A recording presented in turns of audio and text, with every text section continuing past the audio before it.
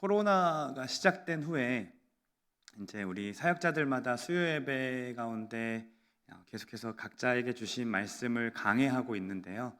저는 이제 재작년부터 해서 여호수아를 한 장씩 보면서 이 여호수아가 살았던 이 시대, 믿음의 세대가 새로운 땅에 들어갔던 것이 바로 이 주변에 아파트들이 생겨나고 새로운 환경에 처한 우리 교회의 실태가 아닐까. 그래서 우리는 그러면 어떻게 믿음으로 서야 할까에 대해서 고민하기 위해서 여호수아를 가지고서 계속 말씀을 보고 있습니다. 이제 20장 하고 이제 한 장 남았는데요. 코로나19로 인해서 여러분도 다 아시다시피 경제적으로 또 교육으로 또 취업난으로 굉장히 어려운 시대를 보내고 있습니다. 사회 양극화도 굉장히 심해져서 이 젊은 층을 중심으로 이 불안도가 굉장히 많이 높아졌다라고 합니다. 지난 5년간 이 조사에 따르면 906만 명의 전 국민의 5분의 1 되는 사람들이 우울증과 불안장애로 진료를 받고 있는 상황이라고 하죠. 저마다 이렇게 느껴지는 강도들은 다르겠지만 사실은 죄송합니다. 우리 모두는 불안을 가지고 살아갑니다. 물론 이렇게 미래에 대한 불안함도 있지만 기도해 주신 것처럼 곳곳에서 이 마약에 대한 사건들이 퍼져나갈 때마다 우리 자녀들이 사는 세상에는 정말로 쉽게 마약을 접할 수 있는 세상이 올지도 모르겠다라는 불안함들도 있고요. 또 서현역에서 흉기 난동 사건이 벌어진 것을 보면서 그쪽에 갔다가 혹 그런 일들을 겪는 것은 아닌가라는 생각을 하게 될 겁니다. 또 얼마 전이죠. 초중생들의 집단 폭행하고 즐거워하는 그 영상들을 보면서 안전이 보장되지 못하는 이 시대가 된 것 같아서 우리는 불안하다라는 감정이 늘 깔려 있는 채로 살아가는 거죠. 이렇게 불안한 우리의 삶에 함께 불안의 시대를 겪고 있는 우리 주변의 이웃들에게 교회는 진정 소망이 될 수 있을까요? 만약에 교회가 정말로 이 불안의 시대의 해결점이고 소망이 될 수 있다면 어떻게 그것이 가능하게 될까요? 요단강 동쪽 르우벤, 갓, 므낫세 반지파가 미리 자리를 잡고 그 다음에 요단강 서쪽의 남은 지파들의 땅 분배가 끝이 났습니다. 그 중에 레위 지파들은 사람들의 송사를 하나님의 율법으로 판정하고 또 성소회의를 감당해야 했기 때문에 각 지파들처럼 한 곳에만 머물러 있는 것이 아니라 각 지파마다 레위 사람들의 성읍을 주었습니다. 900m 떨어진 곳에서 항상 레위 사람의 성읍을 주었죠. 그래서 총 48개의 성읍을 얻게 되는데 그 중에 6곳을 구별하셔서 도피하는 성읍으로 만들어 주셨습니다. 지도를 잠깐 보시면 이렇게 요단강 동쪽과 서쪽 세 곳에 별표로 된 저 세 곳에 이 도피성이 배치되어 있던 겁니다. 어디서든 하루길이면 32km 정도 떨어진 곳으로 해서 어디서든 하루길이면 저 도피성에 도달할 수 있도록 만들어 버린 겁니다. 그러면 도피성은 누구를 위한 성이었을까요? 이 레위 지파의 땅이었지만 바로 이런 사람들을 위한 성이었는데 3절에 나와 있습니다. 같이 한번 읽어볼까요? 부지 중에 실수로 사람을 죽인 자를 그리로 도망하게 하라. 이는 너희를 위해 피해 보복자를 피할 곳이니라. 어떤 사람들입니까? 네, 부지 중에 내가 의도하지 않고 실수로 사람을 죽인 자들을 위한 곳이었습니다. 이런 경우가 어떤 경우일까 궁금하기 때문에 우리 하나님은 미리 아시고 샘플을 보여주시는데 그 동일한 그 본문의 내용이 바로 신명기에 나타납니다. 눈으로 보시면서 제가 이야기를 들려드릴게요. 예를 들어서 이런 거죠. 어느 날 밤에 집에서 이제 쉬고 있는데 밖에서 똑똑거리면서 양지훈 목사님이 찾아온 겁니다. 그래서 이제 양지훈 목사님이 같이 나무를 좀 캐러 가자고 하는 거죠. 그래서 너무 힘들지만 또 사랑하는 동역자이기 때문에 함께 나무를 캐러 갔습니다. 즐거운 마음으로 함께 나무를 베고 있는데 제 도끼가 어느새 이제 가벼운 거예요. 그래 봐서 어디 갔나 했더니 그 도끼날이 양지훈 목사님 이마에 꽂혀가지고 저기 쓰러져 있는 거죠. 그래서 장난치지 마 그러고서 했는데 다 뒤돌아보니까 피를 철철 흘리면서 죽어버린 겁니다. 죄송합니다.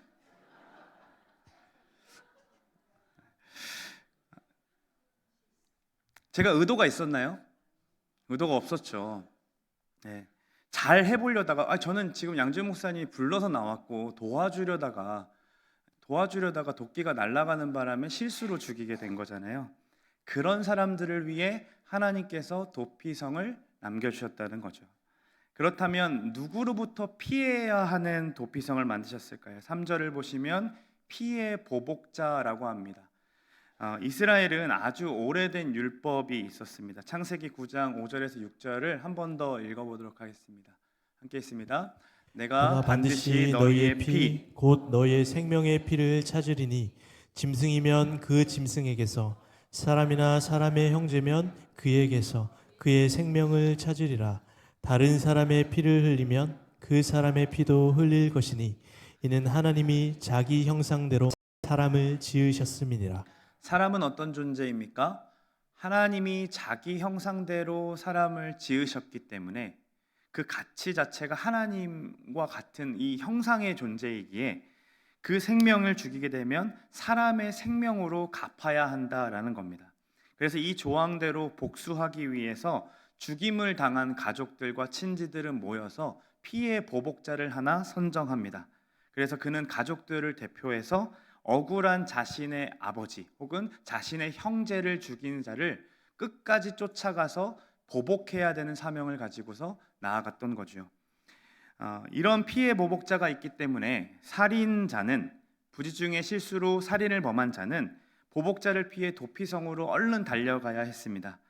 그래서 또한 이 레위 사람들은 이 보복자들뿐만 아니라 이 보복자들을 피해서 이 살인자가 도망쳐 와야 되는데 이 돌에 걸리거나 그러면 또 억울한 죽음을 당하게 되잖아요.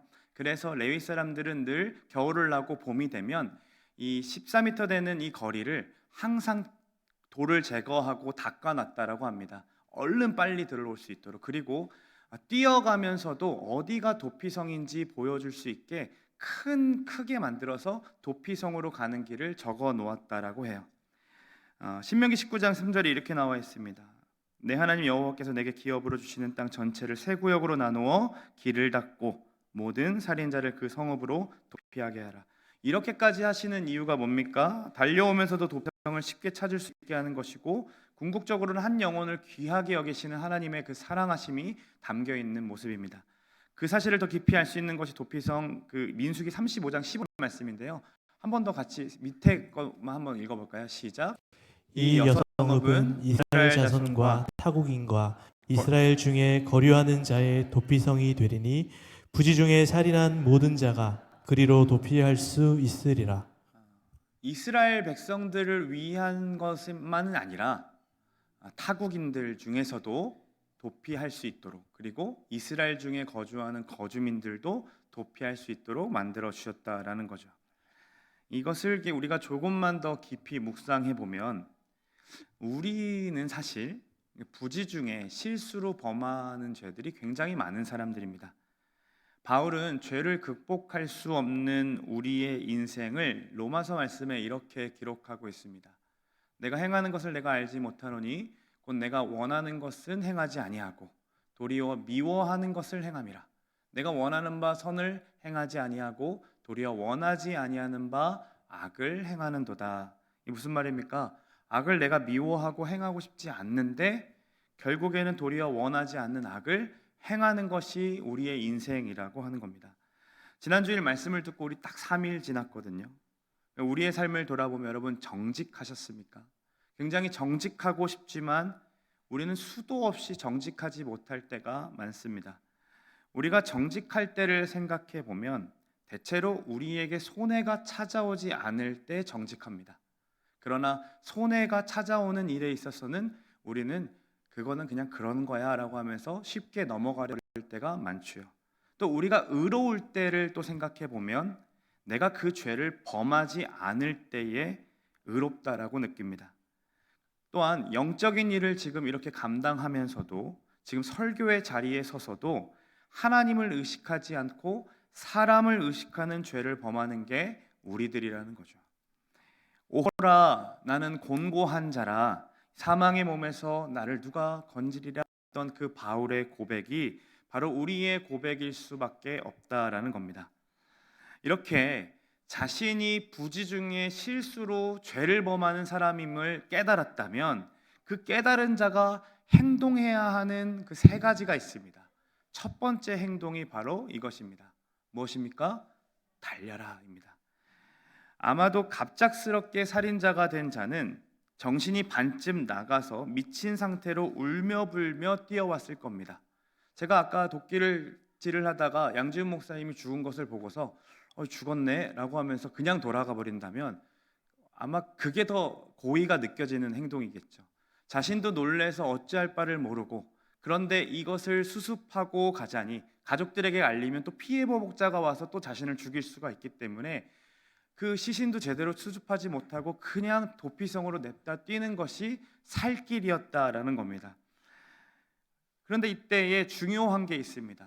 내가 기억하는 바로, 내가 생각하고 판단해서 도피성을 찾아가는 것이 아니라 앞에서 말씀드렸듯이 도피성은 레위인들이 잘 찾아올 수 있도록 안내판을, 큰 표지판을 두었기 때문에 길도 깨끗하게 닦아놨기 때문에 그거를 따라서 가야 제대로 된 도피성을 만날 수 있습니다.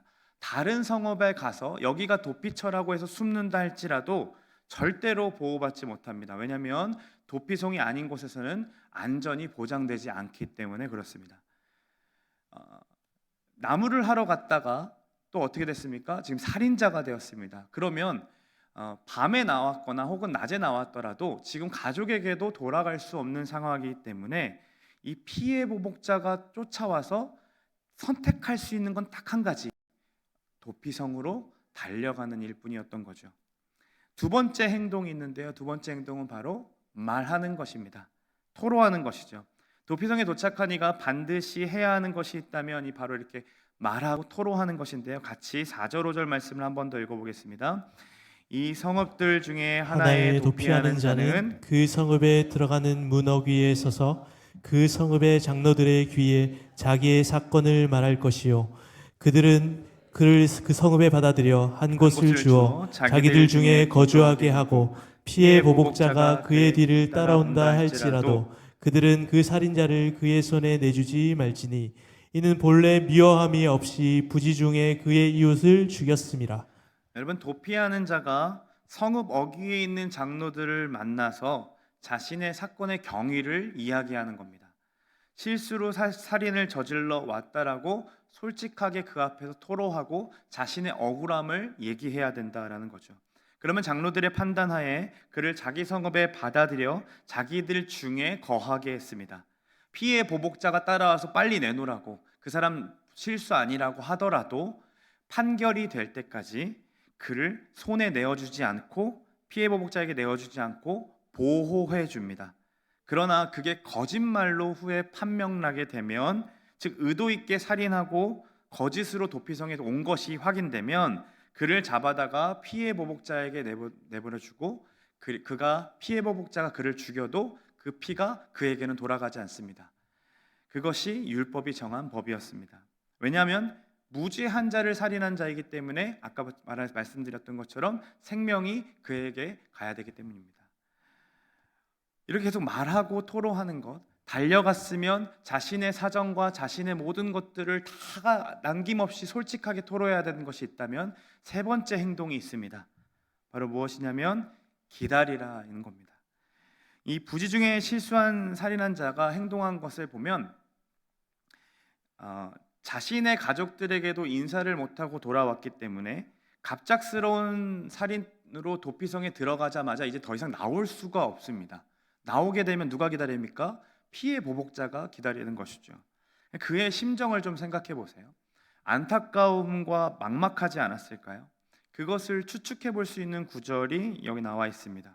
보시면 그러나 살인자가 어느 때든지 그 피하였던 도피성 지경 밖에 나가면 피를 보복하는 자가 도피성 지경 밖에서 살인자를 만나 죽일지라도 피 흘린 죄가 없나니라고 합니다. 하나님이 이미 들어가기 전에 이들이 어떻게 행동할지를 아셨던 것 같아요. 도피성에 피했다가 가족들을 만나고자 몰래 도피성 밖을 나가게 되면 그때 피해 보복자가 맞서 그를 죽이게 되면 그게 피 흘린 죄가 없다라고 하는 겁니다. 왜냐하면 도피성을 나간 것 자체가 그에게는 안전한 보호를 떠나간 것이기 때문에 그의 죽음은 어쩌면 당연한 것이라고 이야기하는 거죠. 이들에게 도피성은 두 가지 의미로 아마 다가왔을 겁니다. 하나는 자신이 살 수 있는 유일한 길로서의 피난처로 다가왔을 것이고, 또 다른 하나는 살인자에게 여기는 감옥과도 같은 곳이었을 거예요. 평생 살아왔던 자신의 가족들과 이별해서 이 도피성에 살아야 하니 얼마나 힘이 들었을까요? 그래도 안전한 도피성 안에서 그는 기다려야 했습니다. 그럼 무엇을 기다려야 했을까요? 민수기 35장 28절에 이렇게 나와 있습니다. 같이 한번 더 읽어봅니다. 이는 하나님이 거짓말을 하실 수 없는 이 두 가지 변하지 못할 사실로 말미암아 앞에 있는 소망을 얻으려고 피난처를 찾은 우리에게 큰 안위를 받게 하려 하심이라. 네, 죄송해요. 자막이 잘못 나왔는데요. 제가 잘못 올렸는데요. 민수기 35장 28절에 이렇게 나와 있습니다. 그러니까 무엇을 기다려야 했냐면, 이는 살인자가 대제사장이 죽기까지 그 도피성에 머물러야 할 것임이라.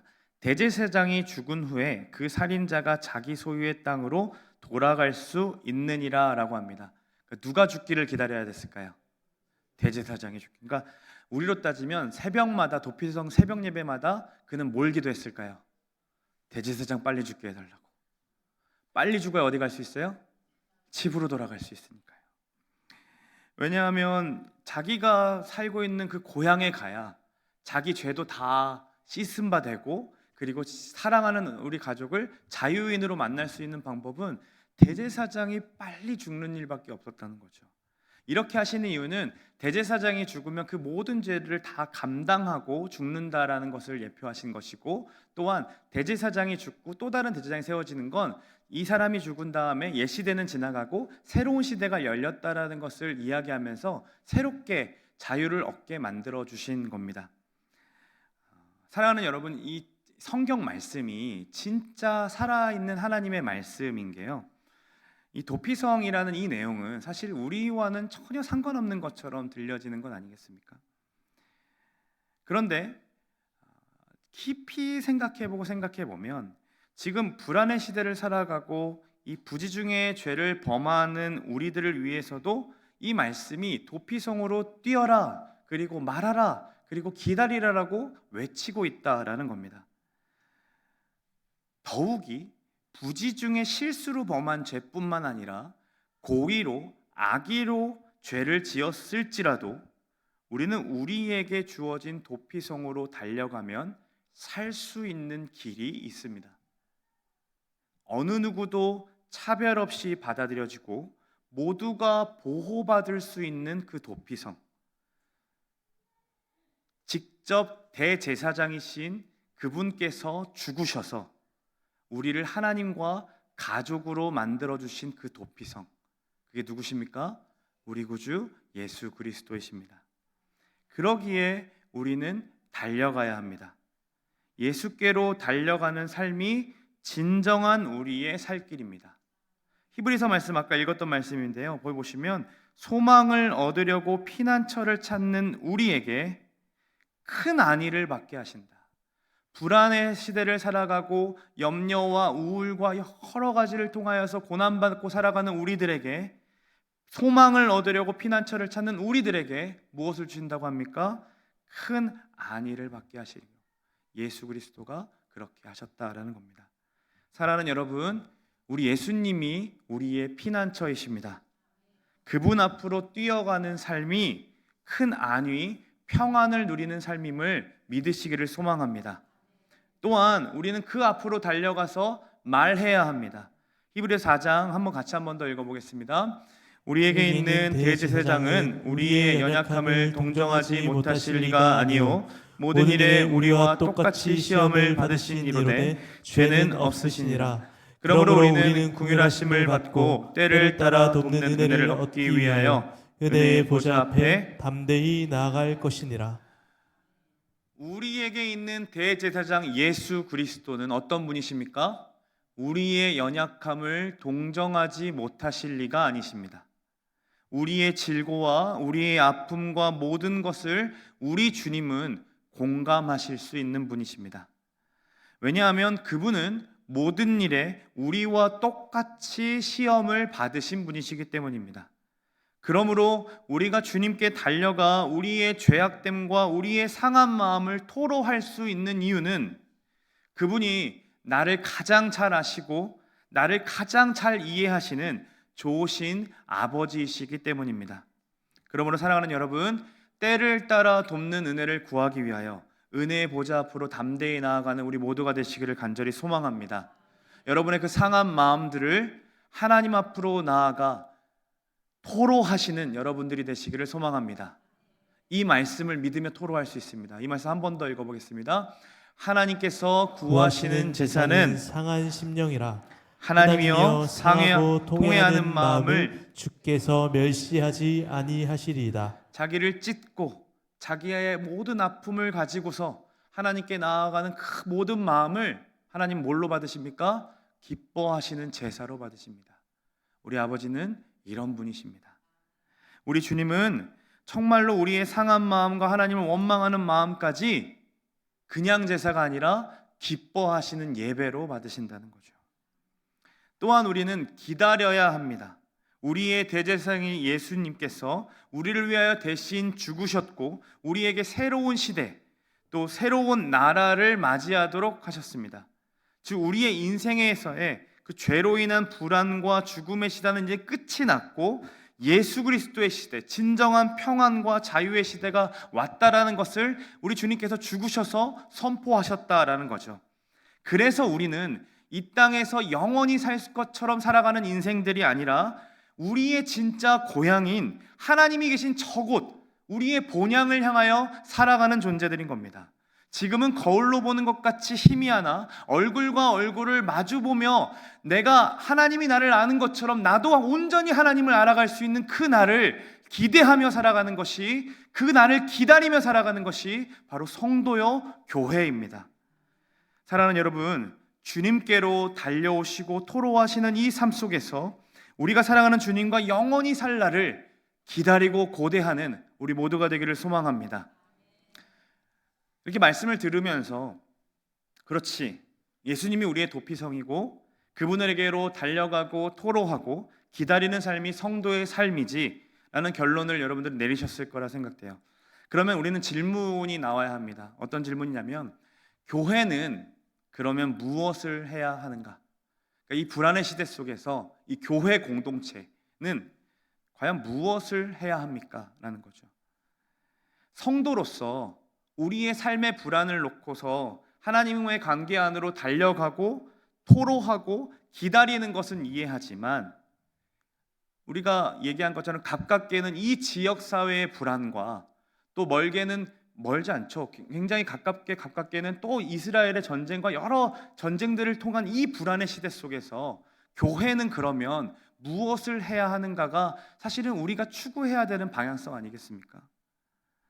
이 질문의 답을 도피성의 사람들의 행동을 통해서 찾아낼 수 있습니다. 그리고 또 가깝게는 이 답이 레드카펫을 앞두고 우리가 어떠한 삶을 살아내야 하는지를 제시하고 있더라고요. 첫 번째는요, 바로 이러한 삶입니다. 첫 번째는 준비하는 삶입니다. 여러분, 도피성의 사람들이 무엇을 준비했습니까? 도피성에 빠르게 올 수 있도록 길을 닫고 표지판을 크게 만들었습니다. 마찬가지로 교회로서 우리가 해야 하는 일이 무엇이냐면 피해 보복자로 인해 쫓기면서 쉼 없이 살아가고 늘 불안해하고 염려하며 우울감에 살아가고 있는 그 모든 우리의 이웃들이 주님을 만날 수 있도록 준비하는 삶을 살아야 된다는 거죠. 어떻게 해요? 예수님께로 가는 길은 바로 이러한 삶이야라고 크게 보여주는 것처럼 그들이 우리를 바라봤을 때에도 저 사람들이 바로 예수 믿고 살아가는 사람이고 나의 피난처도 저기를 가면 있겠구나라는 것을 우리의 삶으로서 보여주어야 한다라는 겁니다. 예수 그리스도가 우리의 삶에 굉장히 잘 보이도록 우리가 그분이 드러날 수 있는 삶을 살아내야 된다라는 거죠. 이것이 교회로서 첫 번째 액션입니다. 두 번째 행동은 바로 동일시하는 삶입니다. 그들은 살인자의 사정을 들어줍니다. 그리고 용납해 주고요. 그 다음에 피해 보복자에게 찾아가서 변호해 줍니다. 그리고 자신들의 삶의 일부를 내어서 함께 거주할 수 있는 땅을 내어주는 거죠. 이 모든 것은 상대방과 나 자신을 동일시하는 삶이 아니면 불가능합니다. 이 동일시한다라는 것은 너무 어려운 일이 맞는 것 같아요. 왜냐하면 이 사람의 상황과 환경을 우리가 어떻게 전적으로 다 이해할 수 있겠습니까? 우리의 살아온 환경도 있고 상황도 있는데, 그래서 동일시한다라는 것은 내가 가지고 있는 생각과 판단을 다 내려놔야 가능한 일입니다. 예수님께서 말씀하신 것처럼 나보다 남을 더 낮게 여길 수 있어야 동일시할 수 있다라는 거죠. 이러한 삶은 우리의 의지로 불가능해 보이는 삶입니다. 안 되는 일 같아요. 그런데 잘 생각해 보시면 그 안 되는 일을 우리에게 먼저 행하신 분이 있다라는 겁니다. 우리 주님께서 우리의 사정을 들어주셨고 우리를 용납해 주셨죠. 원수 같은 우리를 그저 용납해 주셨습니다. 그리고 그는 우리를 위해 변호해 주고 계시는 분입니다. 우리는 부지 중에 실수로 사람을 죽이는 자일 뿐만 아니라 사실 고의로 우리의 입으로, 우리의 마음으로 누군가를 죽이며 살아가는 존재들입니다. 나 자신을 드러내기 위해 누군가를 깎아내려서라도 드러내야 직성이 풀리는 사람들인 겁니다. 그러나 우리 주님은 어떻게 하십니까? 자신을 향해 침을 뱉고 욕을 하는 그 사람들을 바라보시면서 아버지를 향해 십자가 위에서 변호하시는 분이셨습니다. 이렇게요. 이에 예수께서 이르시되 아버지 저들을 사하여 주옵소서 자기들이 하는 것을 알지 못함이니이다. 우리 주님이 하신 기도였습니다. 그리고 우리 주님은 피해 보복자보다 우리를 죽이려고 하고 우리를 계속 불안으로 밀고 들어오려고 하는 그 피해 보복자보다 더 빨리 우리를 추격하여 찾아오셔서 은혜 안으로 우리를 넣어주시고 보호해 주시는 분이십니다. 내 평생의 선하심과 인자하심이 어떻게 합니까? 정령 반드시 나를 따르다. 우리 주님은 우리의 불안과 염려를 다 아시고 진정한 평안과 진정한 자유를 허락하시기 위해, 그것을 누리게 하시기 위해 멀리 찾아오도록 기다려주신 분이 아니라 이제는 우리와 함께 사시겠다라고 선언하시며 영원히 떠나지 않겠다라고 말씀하신 분이십니다. 그래서 우리는 비록 준비하는 삶, 이 동일시하는 삶이 너무나도 어려운 삶이지만 우리 주님이 나를 위하여 먼저 준비하셨고 동일시 여겨주신 그 은혜 아래 거하고 누리다 보면 우리 또한 우리 이웃들을 향하여 그 사랑을 베풀 수 있는 데까지, 또 우리의 삶의 모습에서 예수 그리스도라는 분이 어떠한 분인지를 나타내는 삶으로 살아낼 수 있다라는 겁니다. 여러분, 그렇기 때문에 어려울 때마다 함께 거주하고 계시는 예수님께로 달려가는 우리 모두가 되기를 소망합니다. 그분에게 가서 우리의 불안한 마음들과 염려스러운 마음들과 우리의 낙심되는 마음들 함께 다 토로하는 자들이 되기를 소망합니다. 그리고 우리 주님 오실 때까지 그분을, 우리를 부르신 그 자리에서 기다리며 한 영혼을 귀히 여기며 살아가는 것, 그것이 곧 도피성이신 예수 그리스도를 닮아가는 삶의 모습이며 교회가 보여주어야 하는 모습입니다. 사랑하는 여러분, 우리는 이 예배당을 가득 채우기 위해서 레드카펫을 하는 것이 아닙니다. 우리가 이 일을 하는 이유는 우리가 먼저 누린 이 행복함과 안전함과 이 평안함을 모르고 살아가는 이들에게, 그래서 불안할 수밖에 없고, 그래서 낙심할 수밖에 없고, 그래서 두려움에 떨고 살아가는 그들에게 영원하신 하나님을 소개하기 위하여 그 일을 하는 겁니다. 누구에게 그 평안을 전하고 싶으십니까? 누가 우리 주변에서 불안에 떨며 염려하며 자유함 없이 살아가고 있습니까? 그들을 초대하는 것이 바로 전도입니다. 여러분, 수많은 사람들은 스스로 여기가 도피성이라고 생각하며 살아갑니다. 어떤 사람들은 돈에, 어떤 사람들은 관계에, 어떤 사람들은 가족에, 어떤 사람들은 성공과 평안에, 그것에 만족하면서 거기서 내 도피처라고 생각하며 살아갑니다. 그리고 자신의 성들을 계속해서 쌓아갑니다. 그러나 우리는 분명히 알고 있습니다. 이것이 언젠가는 무너지게 될 것이고 이 땅에 살아가는 동안 무너지지 않을 수 있지만 반드시 우리 주님 다시 오시는 날 그 성은 무너지고 그게 도피처가 아니라는 사실을 깨닫게 될 것입니다. 그때까지 기다릴 수 없습니다. 그들이 그렇게 살아갈 수 있도록 기다려서도 안 됩니다.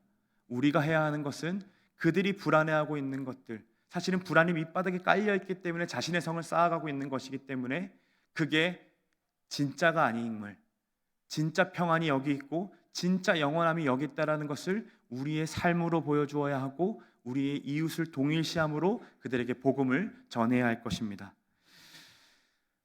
제가 아는 한 친구가 오랫동안 공황장애를 앓고 있었습니다. 예배에 올 때마다 이 공황장애 증상이 계속돼서 숨을 쉴 수가 없고 약을 먹지 않으면 버틸 수가 없었습니다. 그런데 이게 너무 불행한 거잖아요. 예배를 와서 쉼을 누려야 하는데 예배 자리만 오면 이 불안이 밀려오고 공황장애가 온다는 것이요. 그런데 그 친구가 어느 날 저에게 문자를 했습니다. 내가 지금껏 불안해했던 이유는 일시적인 것을 두려워했던 것 같아. 영원하신 하나님과 멀어지는 것을 두려워해야지 일시적인 것에 두려워하면 안 되겠어. 그 고백을 본인 스스로가 했던 거죠. 그리고 그 다음 주 예배 때 조금은 평안함으로, 물론 여전히 때마다 공황장애가 오고 약을 먹고는 있지만 그 영원하신 하나님을 붙잡았던 그 힘을 통하여 그 공황장애 증상이 조금은 나아지는 것을 경험했습니다. 사랑하는 여러분, 말씀은 저 멀리 있는 것이 아니라 우리의 삶을 분명하게 바꿀 수 있는 힘이 있습니다.